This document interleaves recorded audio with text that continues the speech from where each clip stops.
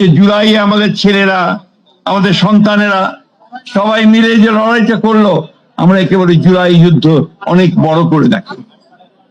পরিবর্তন এসেছে, নতুন নির্বাচন হয়েছে, পার্লামেন্ট তৈরি হয়েছে একটা নতুন, তাই না? সেই সঙ্গে সঙ্গে অনেক আশা প্রত্যাশা আমাদের তৈরি হয়েছে। আবার চারদিকে আমরা দেখছি যে একটা ভয়াবহ একটা অবস্থার মধ্যে আমরা আছি। ফ্যাসিস্ট যারা ছিল তারা দেশটাকে ধ্বংস করে চলে গেছে, অর্থনৈতিক অবস্থা লুটপাট করে নিয়ে গেছে, বিদেশে টাকা পাচার করেছে, ব্যাংকগুলো লুট করে নিয়েছে, আমাদের শিক্ষা প্রতিষ্ঠানগুলোকে ধ্বংস করে দিয়েছে, আমাদের স্বাস্থ্য ব্যবস্থাকে ধ্বংস করেছে, আমাদের যে প্রশাসনিক কাঠামো তাকে পর্যন্ত ভেঙে দিয়েছে। প্রিয় ভাই বোনেরা, এর বিরুদ্ধে লড়াই করে যুদ্ধ করে কিন্তু আমরা এই অবস্থার পরিবর্তন ঘটিয়েছি।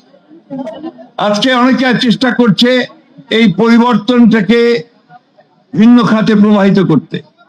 অনেকে চেষ্টা করছে যে আবার দেশে কিছু কোনো কোনো ছোটখাটো ইস্যু নিয়ে বা অন্য কোনো ইস্যু নিয়ে একটা আপনার কিছুটা বলা যেতে পারে গোলযোগ সৃষ্টি করতে। আমরা কেউ চাই না দেশে আর গোলযোগ হোক।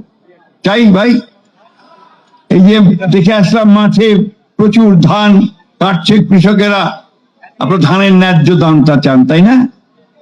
আপনার চান ধান ফলাতে যে সার লাগে, বীজ লাগে, সেটা যেন সঠিকভাবে পান, ন্যায্য মূল্যে পান, তাই না? আমরা চেষ্টা করছি, তারেক রহমান সাহেবের সরকার চেষ্টা করছে এই জিনিসগুলোকে ঠিক করার জন্য। তিনি কৃষক কার্ড করেছেন, শুরু করেছেন, প্রত্যেকটা কৃষককে সেটা দেবেন। আজকে রবীন্দ্রনাথের এখানে এসে তার কৃষি চিন্তার মধ্যে দিয়ে সেই কথা আমার মনে পড়ছে যে রবীন্দ্রনাথও ভেবেছিলেন যে কৃষকের অবস্থা তিনি পরিবর্তন করবেন।